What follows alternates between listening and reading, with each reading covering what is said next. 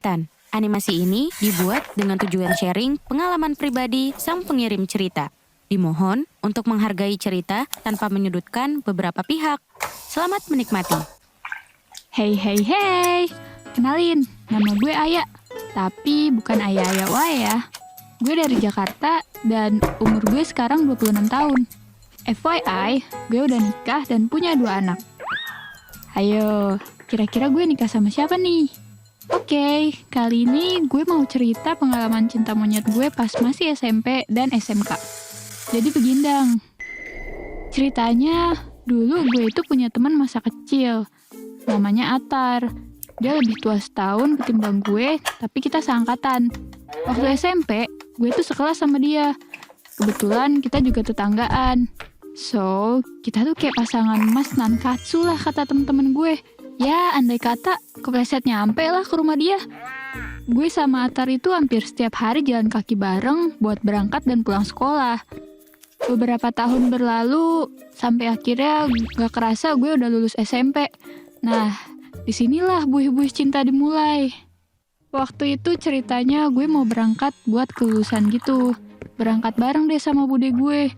BTW, gue itu gak tinggal sama ortu gue ya. Alasannya panjang deh. Oke, back to the topic.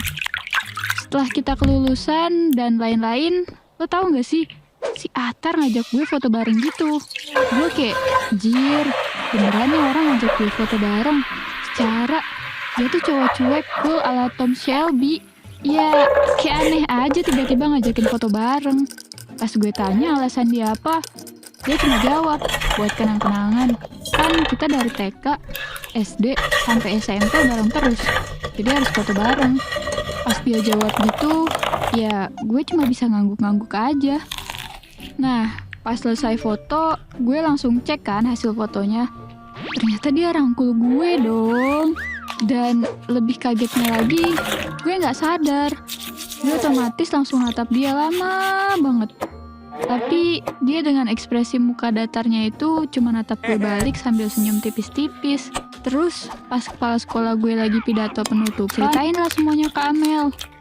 Terus si Amel ngerespon gini, sebenarnya Atar suka sama lo kali, cuma gengsinya kegedean. Sama kayak di novel, cowoknya cuek banget ternyata suka. Akhirnya gue cuma ngebatin, anjir, ya kali dah. Setelah kelulusan, ternyata gue sama Atar masuk sekolah yang beda. Dia masuk SMA dan gue masuk SMK.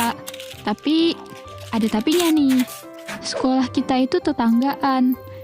Emang kayaknya gue gak bisa banget deh pisah sama tuh orang. Ih. Waktu itu ceritanya gue dijemput sama El. Dia nih kakak tingkat gue yang emang dari awal mos, nih orang udah minta nomor WhatsApp gue. Tapi gue mikirnya WA itu privacy. Apalagi gue sama dia baru banget kenal. Jadi gue kasih aja Instagram gue. So, awal-awal dia cuma DM gue, bilang, halo, ini El yang tadi. Dan cuman gue balas seadanya. Bukan karena dia jelek, sumpah, bukan. Itu ganteng, anaknya tinggi, terus anak eskul pramuka. Tapi gimana ya, gue gak suka aja. Masa tiba-tiba minta nomor WA? Kan bikin gue ilfeel. Ada yang sama gak sih kayak gue? Mending basa-basi dulu lah baru minta nomor WA. Aduh. Oh iya, waktu dia DM gue, minta biar dia yang jemput gue aja, gue awalnya nolak. Karena takut dikira dia pacar gue. Secara gue gak boleh pacaran sama orang rumah. Tapi dia maksa dong. Dia orangnya kan gak enakan ya. Jadi mau gak mau gue terima aja. Kan lumayan, ongkos ke sekolah gue gak kepake. Oke, singkatnya pas gue berhenti di lampu merah, gue nengok ke sebelah gue kan. Ternyata itu Atar, anjir. Mana dia natap gue serem gitu kayak mau dimakan. Gue langsung ngalihin pandangan aja. Sebel banget gue lihat mukanya itu tanpa ekspresi. Datar, gak ada senyumnya sama sekali. Waktu terus berlalu. Gak berasa udah mau kelas 11. KL masih aja sering antar jemput. Tapi gue kadang suka males juga. Gue sebenarnya gak suka sama dia. Gue udah nolak dia berkali-kali. Tapi dia masih kekeh aja mau jadi cowok gue dan berjuang. Padahal dia aja udah mau kelas 12, yang mana harus fokus belajar dan bukan malah pacaran. Nextnya, waktu itu gue lagi bete banget. Gue gak mau pulang bareng KL, karena yang ada dia malah bikin mood gue tambah jelek. Pas itu kebetulan gue ketemu Atar lagi di depan gerbang sekolah. Dia lagi sama temennya gitu. Entah kenapa, gue refleks lari sekuat tenaga ke dia. Langsung naik ke jok motor dia tanpa bilang apa-apa. Dia awalnya kaget sih, dan masang muka bingung. Dia mikir gini kali ya, ini orang apa tiba-tiba naik ke sini? Pantes berat. Terus pas dia baru ngomong, gue lihat KL lagi nyari-nyari orang gitu. Fix, dia pasti nyari gue. Gue langsung lah tuh, buru-buru nempuk punggung Atar dan bilang, kali ini aja tebengin gue, please, gue males banget sama KL.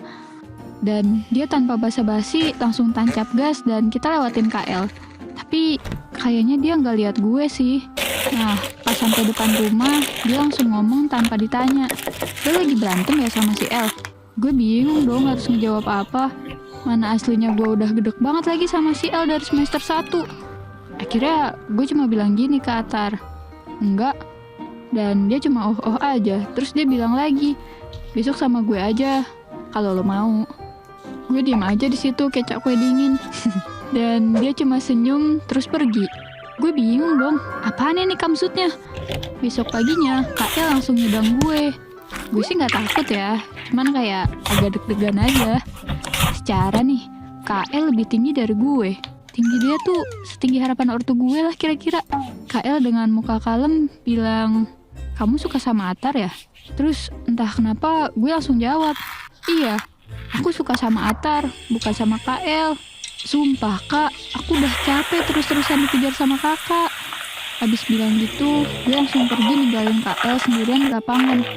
Intinya, setelah kejadian itu, KL bener-bener gak pernah lagi ngajak gue pulang bareng atau bahkan sekedar nasgor.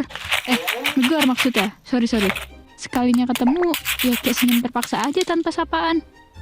Hampir tiap hari, gue selalu berangkat dan pulang bareng Atar.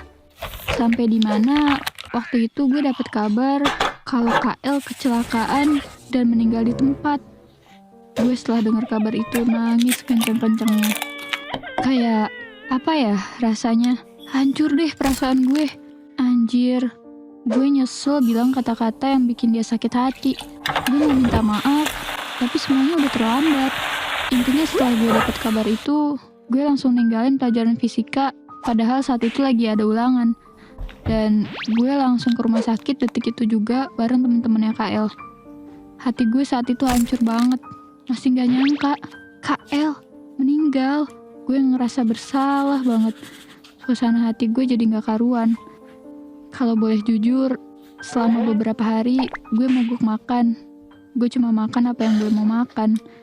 Kayak cuma roti sebiji atau kuaci. Yang penting gak bikin asam lambung gue naik.